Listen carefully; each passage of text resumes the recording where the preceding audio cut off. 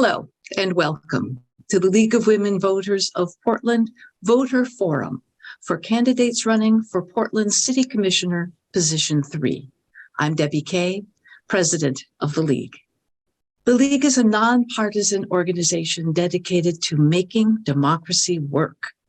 We believe democracy works best when voters are informed about issues and engaged in their communities. We are presenting this forum to give Portland voters the opportunity to learn more about these two candidates, Commissioner Joanne Hardesty and Renee Gonzalez. We are grateful for support from the Carol and Velma Sailing Foundation, the Weiss Foundation, the League of Women Voters of Portland Education Fund, and our media partner, Metro East Community Media. Our moderator for this forum is my esteemed colleague, Susan Gilbert. Susan, please go ahead. Hello, I am Susan Gilbert, the moderator for this voter forum.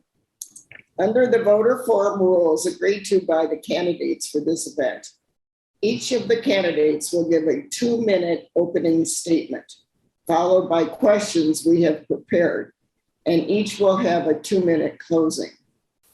Each candidate will have up to 90 seconds to answer each question. The candidates have previously agreed to comply with these time rules. To determine the order in which the candidates will present their opening and closing statements and answer questions, we use the Secretary of State's current and previous official candidate random alphabets and the reversal of some of those alphabets. So it all came out with Mr. Gonzalez who will give the first opening statement. Mr. Gonzalez, please proceed. Thank you. And I'd like to thank the League of Women Voters for hosting this wonderful platform. I'm going to stay real simple here today. I'm running because I'm deeply concerned about the trajectory of our once beautiful city, in particular, the crisis of crime and the unsheltered and its impact on livability in the city of Portland. For all Portlanders, rich or poor, young, old, parents. We are at a historic moment in our city's history, which truly feels like an inflection point. And I stepped into the political realm in order to address those confounding challenges before us. By way of background, I'm a multicultural descendant, 5th generation on my maternal side, with ties to the city of Portland. On my father's side, I'm the son of a migrant Latino worker. And I look at the city through both those lenses, want to protect our legacy, protect what we've inherited, but also want to make us welcoming to new blood and infusion of new energy that's so important to the city. With that, I'll turn it over to Commissioner Hardesty. Right, thank you, Commissioner Hardesty. Thank you so much, League of Women Voters. You and I have partnered over the last 30 years on some of the most pressing issues that have faced the city of Portland. Though people will want you to believe the first Black woman on Portland City Council is responsible for all that's wrong with our city, a short time ago in 2018, I decided to run because I was fed up with the lack of access for people who are workers in this city. In my short time, 1 term on city council, we've gone through a pandemic, a worldwide racial justice movement, wildfires, severe weather, both cold and hot. In that time, I have been able to change systems that will work for people who are the most vulnerable in our community, whether it's through the creation of Portland Street Response, a non-law enforcement response to people suffering mental health issues, whether it was the voter-approved Police Oversight Commission with 82% of voters. I have been in this for the long haul. The last 30 years, I've given my life to making Portland better for people who live, work, and play. Not just the rich people, but for people at every income level. I've done that in the 3 years and 9 months I've been on city council, and I want to keep serving you in that role as the only renter, the only low-income person prior to being on city council who has ever had the privilege to serve you. Thank you. Thank you. Now for the questions. And our first question goes to Commissioner Hardesty. What can the city do to to address the root causes contributing to the increase in gun violence? Thank you so much for that question. As I know, League of Women members and audience know, there are a whole host of reasons why gun violence rose so much during COVID. Number one reason was economic insecurity. Number two reason is that there are a lot of people suffering from mental health issues on our street, and we have no place to take that. What we know is that COVID and the economic crisis that created has created a lot of people who no longer can afford to live in this city. And so the reason why this is such a critical issue is because we just learned that low-income people are facing a 50% or more rent increase in affordable units, quote unquote, in the city of Portland. So a renter understands the cost and the balancing. So what I know is that we have to take a holistic approach from self-managed camps on the street to land banking land so that we can take care of the gun violence and the housing instability together. Gun violence is created because there are too many guns in our community, and we have not, as a community, collectively figured out how to get those guns out. I have been working on that since I showed up at City Hall. Thank you. And I'm sorry, I can't see, so I didn't know if I think I may have. You got there. You're at the stop. Speak then. Okay, good. Mr. Gonzalez, your turn. Yeah, so when we're talking about the underlying causes of gun violence and more broadly crime, our system has gone through tremendous crisis brought about the pandemic, the response thereto, a very difficult period of very public riots, but a substantial part of our social fabric has been ripped asunder in recent years. And so the importance of economic opportunity, educational opportunity, and really connection between Portlanders has all been put in the back seat, has all been undermined. And I think there's direct connections between those social challenges and crime in general. So I'd start with that when we look at it as an affirmative solution, as we emerge in 2023, we've got to do everything in our powers to return economic and educational opportunity to the city, that we have to do everything in our power to reestablish those things that connect us, everything from our arts, sports, to our spiritual organizations for those that are so inclined. These are essential to getting our city in to really address the underlying drivers of all crime, including gun violence. Secondly, we've got some components that are very specific to some of the shootings in the city. One, we have an emerging crime crisis, a gang crisis. Mr. Gonzalez, would you just complete your sentence because you're at the stop sign too? Oh, apologies, and I'm not quite seeing the ticker too, but It's in the chat. I think I see it now. I apologize. Bottom line, I think there's some other pieces related to the drug trade in the city that we need to confront very directly with respect to gun violence. I apologize for going long. All right, thank you. Question number 2 goes first to you, Mr. Gonzalez. Do you think that the structure of Portland city government needs to be changed? And if so, what specific changes do you support? Yes, it needs to be changed. We have a 100-year-old model that is badly outdated. We need some professional management of bureaus. With that naturally comes geographical representation of city council members. I think those are both essential components. I'm hopeful we will adopt a plan that is well proven in other parts of the country, that is not excessively experimental. But I'd start with those two fundamentals: professional management of the bureaus and geographical representation for city council members. Thank you. Commissioner Hardesty? Yes, the city council is broken, but it's not broken for the reasons that I think we believe they're broken. It's broken because the form of government allows commissioners to paint pretty pictures about what is taking place in the city of Portland. Prior to my arrival on Portland City Council, no one ever asked how many African Americans, how many Native Americans, how many Latinos, how many Indigenous people are benefiting from city contract dollars. No one ever asked direct questions. What do you mean when you say affordable housing? I have listened to elected leaders talk in platitudes, very much like my opponent.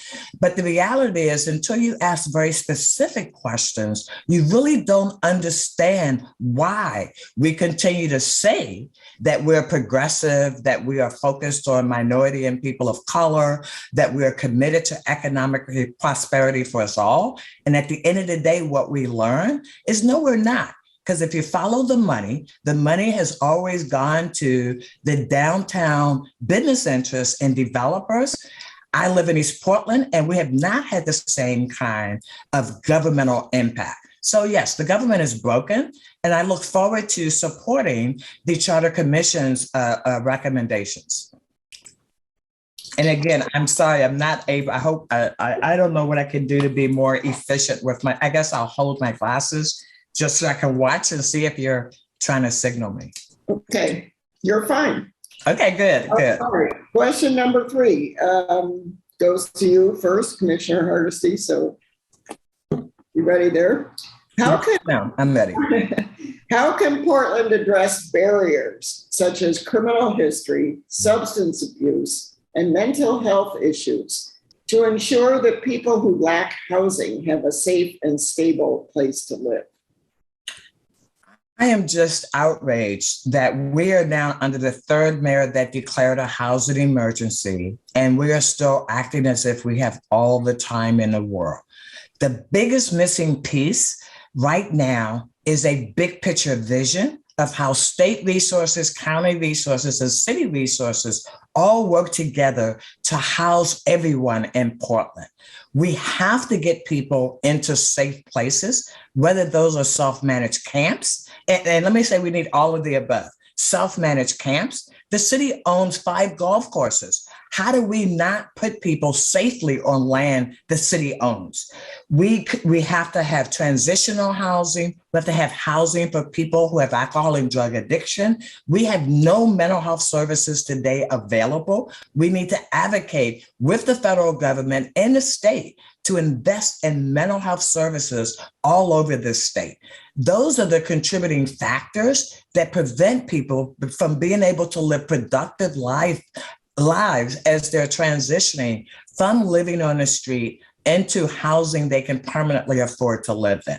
And I've been doing that at the state level. I'm working with our legislators to make sure that we are asking for $1 billion to invest in affordable housing and another $1 billion to invest in mental health treatment.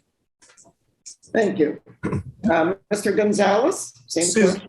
Susan, do you mind restating the question? I want to make sure I followed correctly how you phrased it. How can Portland address barriers such as criminal history, substance abuse, and mental health issues to ensure that people who lack housing have a safe and stable place to live? Yeah, well, there's a couple of ways to interpret that question. Thank you for restating that. I mean, we do have a crisis in shelter solutions inside the city. We don't have sufficient shelter across the continuum. And when many Portlanders think of the homeless population, they associate that with folks on our street, which sometimes is defined as the unsheltered.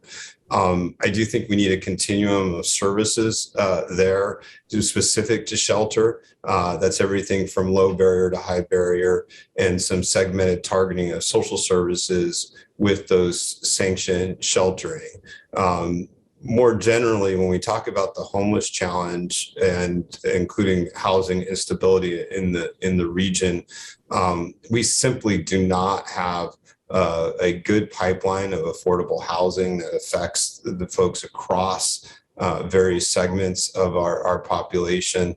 We need to commit as a region to building adequate units over the medium term to really make a dent in affordability. We've not done that effectively in recent years, and really was accelerated with the adoption of inclusionary zoning, while a venerable policy goal has exacerbated our shortages there.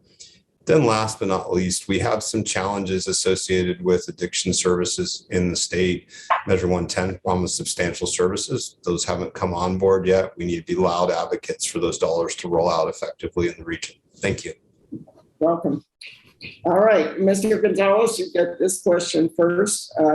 About half of the city's employees have said they do not want to return to on-site work downtown. How would you address this situation? Well, I think it's important for leadership to be present downtown. So I think city commissioners should be there every day. If they're not doing constituent outreach, they should be in City Hall. That's crucial to setting a good example, as well as to get in the same room with each other and to do the effective collaboration that sometimes can only happen from being in person. I would carry that over to city commissioners' direct reports. That will be a requirement of any offer in my office, that if you report to me, you're going to be either in the office or doing constituent outreach every single day. With those segments, I feel strongly we have to set an example. We have to get engine going and the social aspects downtown going that are so absent right now. With respect to rank and file city employees, there are some greater complexities there. One, many don't feel safe downtown or on the way to downtown. We have to address those issues very, very directly. That's true for both our city employees, our other public employees, and our private employees. We have to address head on the challenges of crime and the perception of crime in both downtown and in transit. And last but not least, anyone with constituent facing roles in the city, I think we need to prioritize getting some of them in person in City Hall quickly. So thank you. All right, Commissioner Hardesty.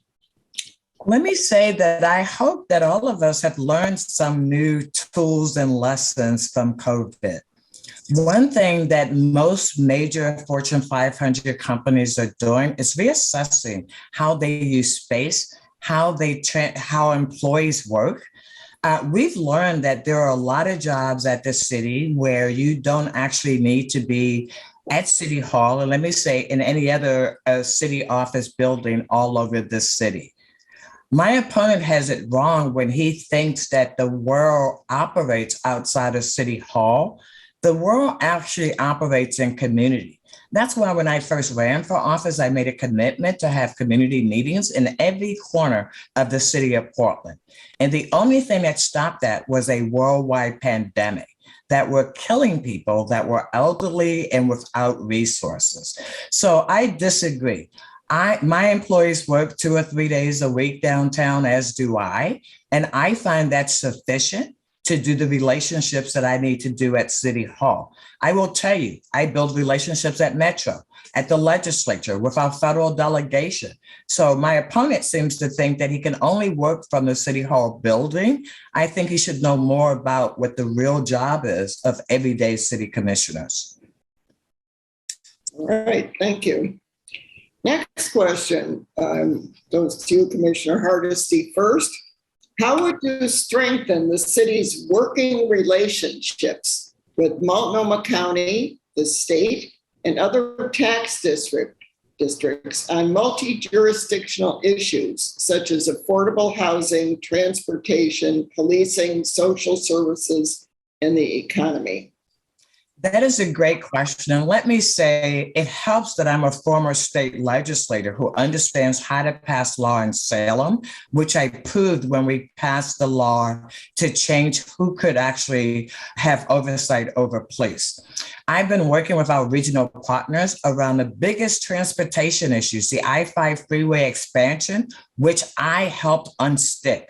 The Rose Quarter project, which was actually a DOA when I was appointed Transportation Commissioner. I have worked directly with our federal delegation to bring dollars in to reopen Station 23 and pay for 6 firefighters over the next 3 years. So I already have those relationships. I'm not new to this game. I was in the legislature. I worked at the county, for the county chair. So I understand how we must have solid relationships. Unfortunately, when I arrived at City Hall, all those relationships had been damaged and had been damaged by other political leaders. The first Black woman did not break it. It was broken when I arrived. What I've done is made those relationships 100 times better than they were before I showed up. Thank you. All right, Mr. Gonzalez? Well, there's an old expression that success has 1,000 fathers and failure is a bastard son. And when you look at the challenges in our city and in our community, there's a lot of finger pointing. There's a lot of pointing over between the city and county and the state on our challenges of crime, addiction, mental illness, and even economic climate.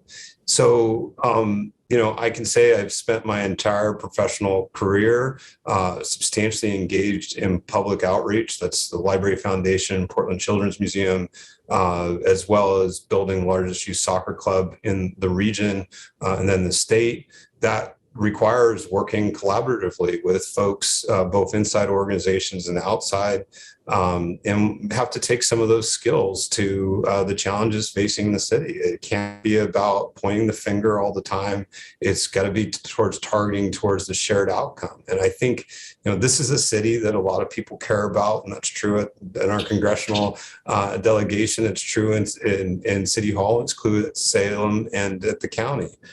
Part of it's connecting to our shared vision of a more positive Portland and keeping the eyes on that, a little less blame game, and everyone pointing to where we want to be. And that's a safe, clean community that is a great place to raise children, a great place for seniors to retire, and a great place to build organizations. Thank you.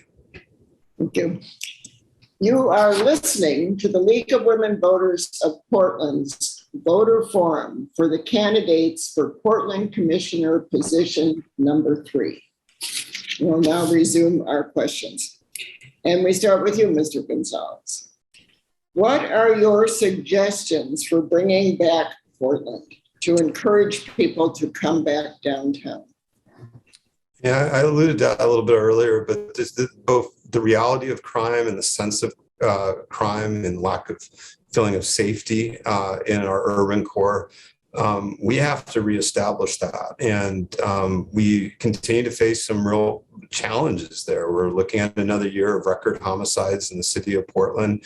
Certain parts of our urban core are where a substantial number of those homicides are occurring, particularly Old Town and the area around Burnside, the amount of vandalism.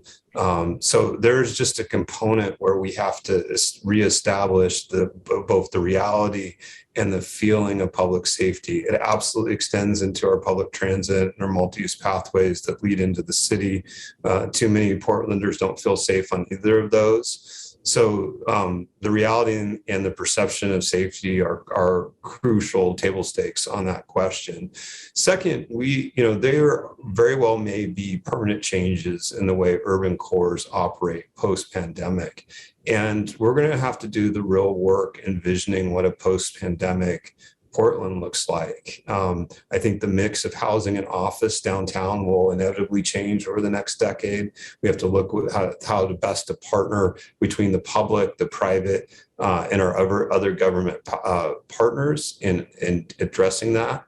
And we have to reestablish all of the pieces that drew people downtown, the arts, other civic engagement. Thank you.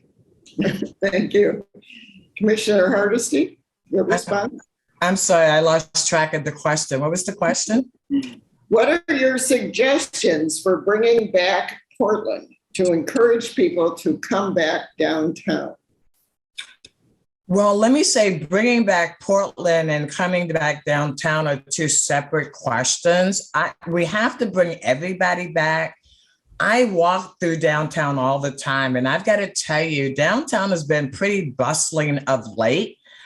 But I feel the pain of seeing people in severe crisis and not knowing who to call and what resources are available for them.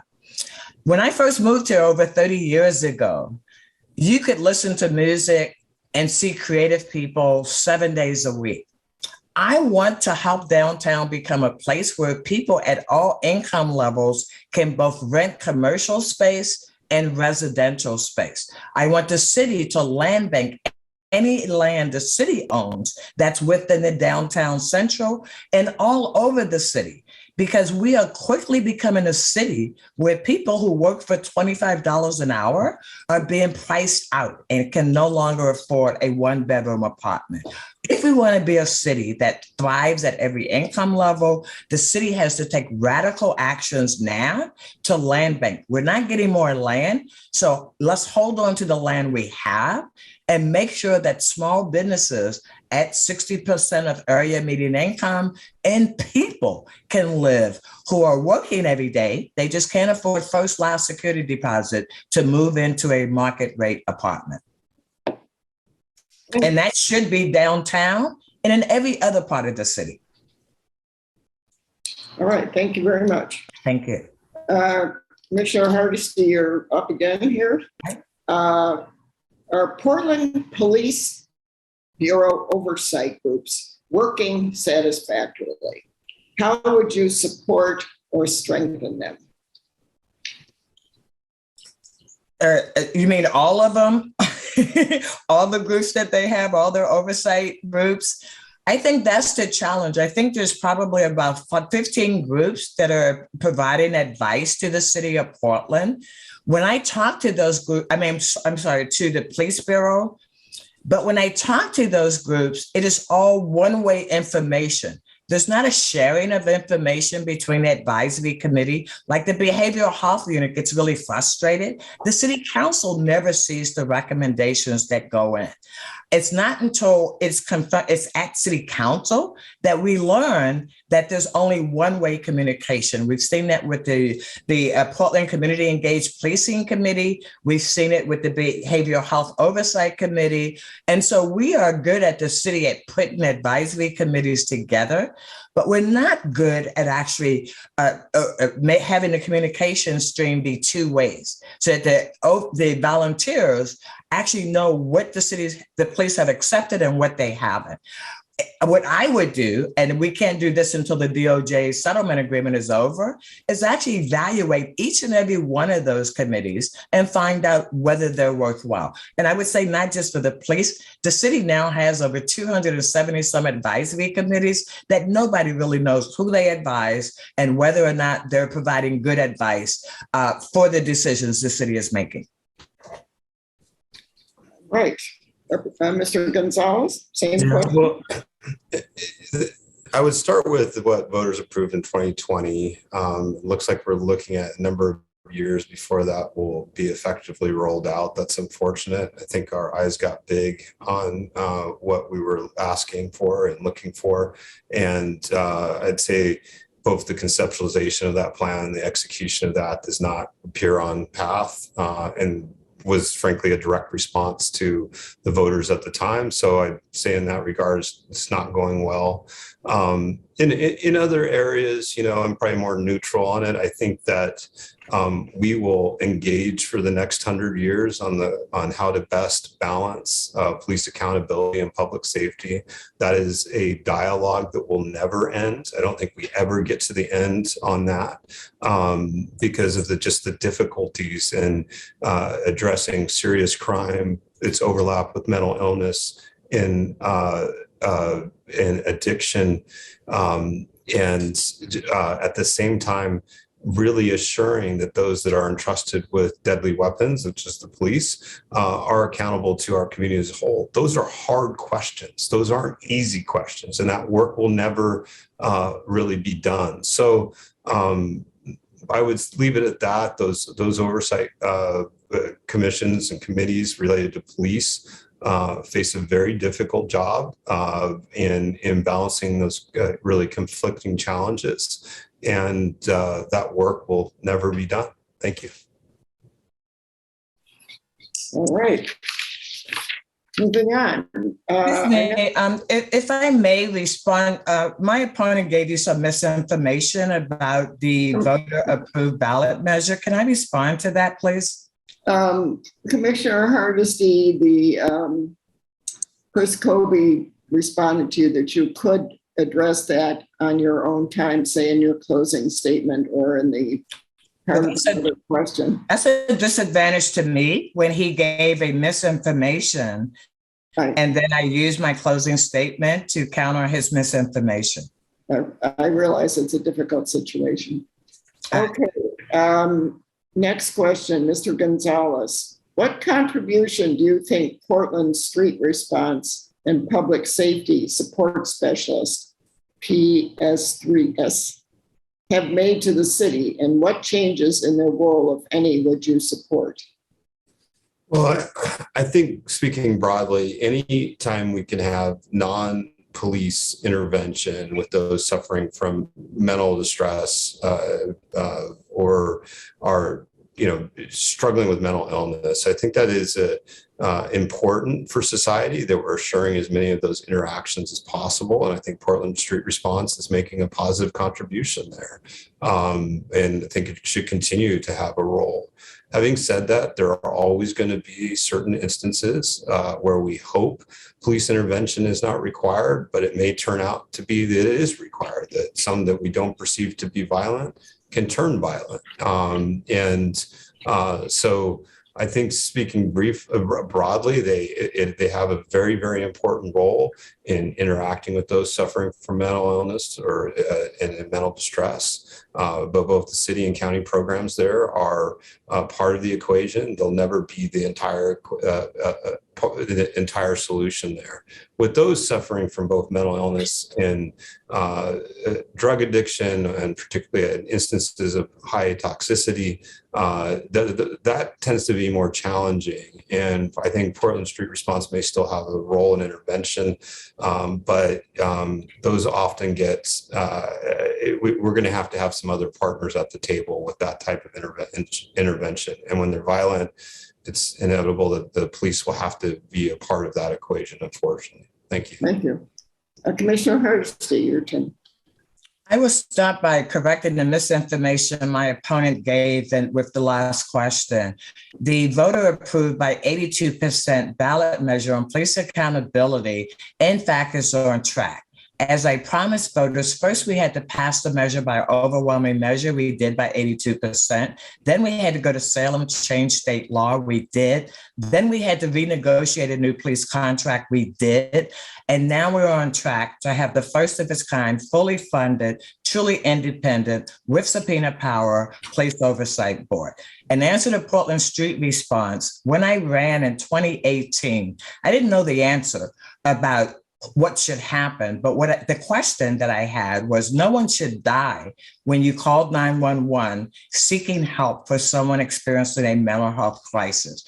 And because my ability to bring together all the stakeholders, today Portlanders now can enjoy the first of its kind, first responder from 911. A mental health professional, a peer supporter, and an EMT medical person.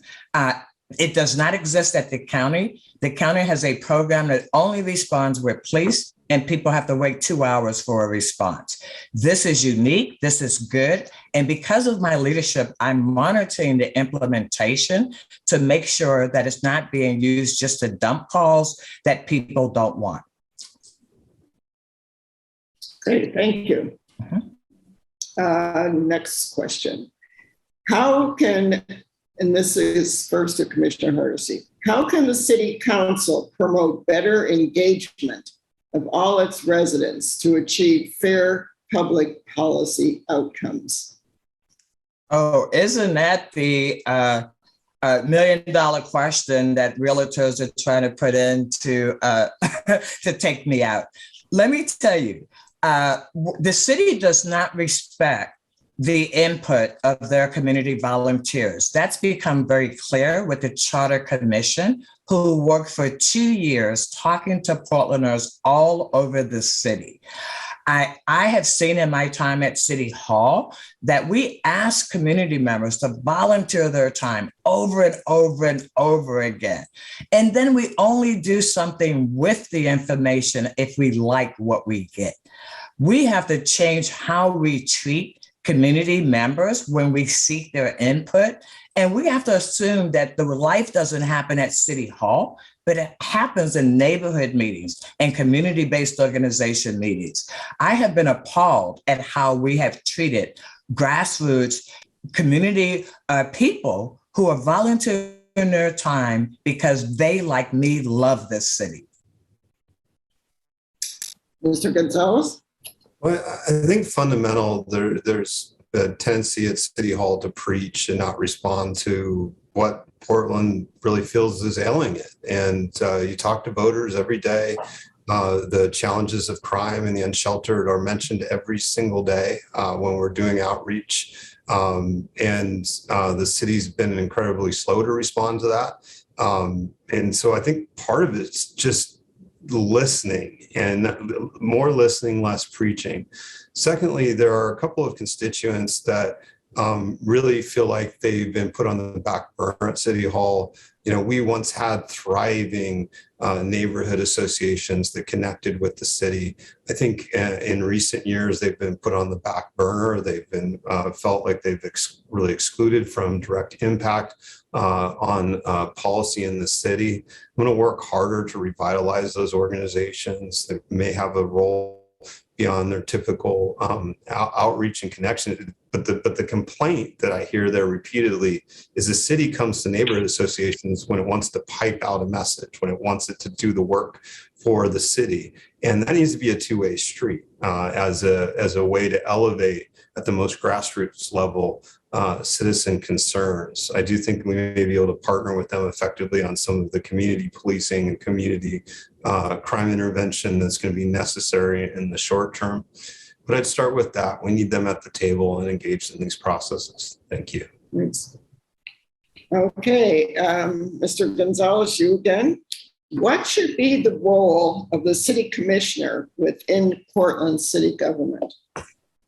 Well, you know, we have before us two charter reform proposals, one that will be on the ballot in November, and then one we expect to see in May if the November one doesn't pass. In each case, the responsibility for management of bureaus ceases, and I support that. I think we need to move towards professional management of our bureaus, given the sheer size of our city government now. Second, I think it's imperative that they are connected to a geographical location, that they are tied to specific neighborhoods, that they are responsible and for regions of the city. And I think that goes hand in hand with sort of the geographical components of both current charter reform proposals. I'd also say that having connections to the different parts of both the city's history and future is of value. As I mentioned, I'm a fifth generation Portlander. I'm also a father of three. And I think that shapes the way I look at the city. I'm very focused on protecting its legacy and protecting its future. I'll leave it with that. Thank you. Commissioner Hardesty. I'm sorry, what was the question? What should be the role of the city commissioner within Portland city government? Well, today the role is to manage bureaus, to engage with community members where they are. Again, I'm not a commissioner that believes that the public is supposed to come to City Hall. I used to do that. I did that for over 30 years, ride the bus for an hour and 20 minutes, wait for my 2 minutes, and then leave. And then the city did nothing different. The role of city government is to work with community to uplift all community members, not just with the realtors, not just with the developers, but making sure, especially the people who are most impacted, our most vulnerable community members. We do a lot of talking about taking care of our most vulnerable, but as the only renter on the city council, the only person on the city council who's lived most of their life as a low-income person, the only person that continues to ask about equity and how we're addressing white supremacy. My opponent wants you to just have us all join hands and sing Kumbaya. The way government operates now, when voters change the form of government, You need someone who understands how government operates to help with that transition. I just can't imagine having everybody with less than 2 years of experience then being the ones changing the form of government. I've been in this for the long haul, well over 30 years. I'm not the new kid on the block. Thank you. Mhm. Next question goes to Commissioner Hardesty first. Concerning Portland's contract with the Portland Police Bureau, do you see any issues you would like addressed in the next round of negotiations? Yes, this is something that I know league members have a long history with, like me. As you know, when I arrived at City Hall in 2019 for the very first time, the city council, because I asked Mayor Wheeler, I said, I want to work with you on the next place contract. And he said, I've never had a commissioner that wanted to. It's always the police commissioner. And he said, okay. And then we developed a plan to work with the entire city council so that we would be unified going into those talks. Because what I knew were there were a lot of changes that we had to make in that contract. So I had priorities going in, understanding how contracts work. I will say it was the very first time in the history of the city council that the entire city council was engaged, informed, and involved on the contract. I am happy to say that because of my leadership, we now have a discipline guide. Portland Police Bureau's never had a detailed discipline guide, and the League of Women Voters know that that has been something we've advocated for forever. So we got some wins in this new contract, but because of other police commissioners and city councils, you cannot get everything you want in the same contracts. And so right now we're stuck on the issue of body cams. Who should own body cams? Should Portland Police Bureau own it, or should a third-party entity own it? I have been advocating for that third-party entity for quite some time. Thank you. Thank you. Thank you. Mr. Gonzalez? Yeah, I'd put it on the top of the list, body cams. This is taking way too long. We're going to be one of the last major cities to actually have body cams on police officers. So it's a crucial piece in both assuring police accountability as well as to protect against false allegations against police officers. Gives us some objective truth to make some of those hard calls in difficult situations. So I'd start there. There's some elements around non-sworn officers, what police work can be done that is currently done by police that might be better leveraged with technology or with non-sworn officers. I think there's some lifting to be done there on the next contract. And then, in the 2020 session, I believe the state legislature, there were about north of 20 different pieces of legislation that address police oversight or police conduct. I think we need to take those into account as we look to the next contract, what pieces are addressed there that previously needed to be addressed in a contract, and what needs to be tweaked in light of those changes at the state legislature. And leave it with that. Thank you. Thank you. You are listening to the League of Women Voters of Portland's Voter Forum for the candidates for Portland Commissioner position number 3. All right, next question. Mr. Gonzalez, you're first. What additional steps can Portland take to protect pedestrians and bicyclists from reckless, distracted, and speeding drivers? Yeah, well, I would like to see further expansion of, cameras for tracking speeders when we have the level of police staffing we have right now, looking at the way we can leverage technology to address some components of driver lack of safety, I think is going to be important. There are also some elements. I think car thefts are driving a component of this really unsafe driving. And we have to lock down hard on those who are stealing vehicles in the car. The getaways are awful. They're leading to their own set of traffic accidents and a significant issue there.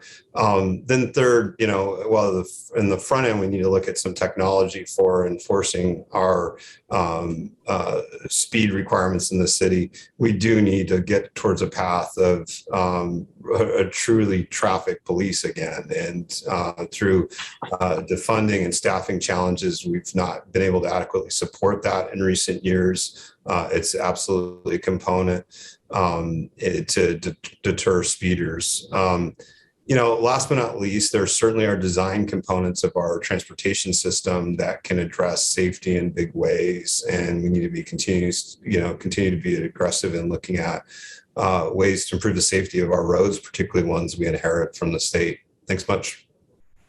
Commissioner Hardesty. In my role as Transportation Commissioner, I've daylighted 350 corners where big trucks and cars could park up to the very end. So if you were rolling a stroller and a mobility device, it was really difficult to be able to see around corners. In addition to that, I have actually had my colleagues support millions of dollars in East Portland to address high crash quarters. The only thing second to gun violence is vehicle violence in the city of Portland, and the number of people that die every year is rising and rising. I really wish that we had more focus on vehicle violence as we do on gun violence. Both are important, but we are pouring money into the gun violence without addressing the vehicle violence. As Transportation Commissioner, I have reduced speed limits. I have put in safety lights and high crash quarters. We have focused on safe routes to school to make sure that we are investing any extra dollars we find and actually fixing sidewalks where kids are walking through puddles every day to school. And because I live in East Portland, I know in the wintertime when it's dark, that it's dark when kids go to school and it's dark when they come home. And we do not have the infrastructure. Without a commissioner that lived in East Portland, it would still be a philosophical conversation rather than an everyday conversation I have with people in my neighborhood. Thank you. Mm-hmm. Okay, you have now answered all the questions, not all of our questions, but all the questions on our list. So we're going to go ahead with the closing statements. Mr. Gonzalez, you get to close first. Well, I once again want to thank you for hosting today, this opportunity to speak. As I alluded to in my opening, we are at an inflection point for the city. And the question before voters is pretty straightforward. Do you believe we're on the right path, or do we need to go a different direction? And I am a voice for a different direction. I'll be data driven. We'll be less divisive. We'll engage in civic discourse. But keeping a focus on some really hard issues that we need to address, not tomorrow, but immediately, specifically around the challenges of crime in our community, that needs to be addressed with earnestness. It's going to be in partnership with our other government partners, but the city needs to lead the way on that. Portlanders are clamoring for justice on crimes big and small, and we need to address that very directly. With respect to the challenge of the unsheltered, we need to prioritize building shelter as soon as possible, alleviate our neighborhoods and sidewalks while we provide a more humane living arrangements for those who are struggling with being unsheltered. But at the end of the day, I'm here to focus on the data. I'm here to center our decision-making on the children that live in the city, the seniors that live in the city, and are the weakest among us that sometimes feel that the city is out of touch with it, that it doesn't protect it, and protect them. And so I will center our decisions around them going forward. I leave it with that, and thanks so much for your consideration today. Thank you. Thank you. Commissioner Hardesty. Let me again thank you so much, League of Women Voters. I have relied on you to give impartial information and support on good government information for decades. Let me say that my opponent and his backers want you to believe that the first Black woman on Portland City Council is the reason why the city looks the way it does. My opponent and his backers would like you to believe that the city had not been in a state of neglect, and that our safety net systems were destroyed when COVID started. I am the only renter. I am the only person who serves on city council who constantly centers working people, those people who show up every day and do their job. I feel the pain of Portlanders because I'm living it with you, and you sent me to City Hall to make systems change, not soundbite policy, but systems change. And my people want you to believe because I challenge a questionable public policy that I'm hard to get along with. And that's why Portland Street Response is now available citywide. That's why we now have the strongest ban on facial recognition. That's what got us pulled out of the Portland Joint Terrorism Task Force. My ability to bring people together and solve big problems and not just give you sound bites, but give you real sound data and outcomes. I've shown you I can do that. Please go to joanneforportland.com and see for yourself. Don't believe the hype. Thanks again. Really appreciate the time today. Thank you both, Commissioner Hardesty and Mr. Gonzalez. Now I will turn the microphone back to President Debbie Kay. Thank you. Thank you, Susan. This concludes today's voter forum among the candidates for Portland City Commissioner, position 3. We thank each of the candidates for your participation. Audience members, please share this forum recording and podcast with your family, friends, and colleagues. We all need to be informed voters. If you are registered to vote by October 18th, you should receive your ballot by October 27th. As with all Oregon elections, it is a mail-only ballot. Go Oregon! Yeah. To be counted, ballots must be postmarked by Tuesday, November 8th. That is Election Day at 8 p.m. You can also find an official ballot drop location near you by checking vote411.org. The League of Women Voters is a nonprofit membership organization.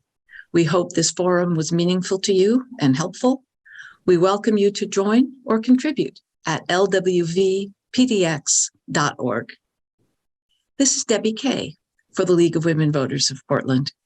Thank you for watching and listening, and especially for being an informed voter. And remember, your vote counts.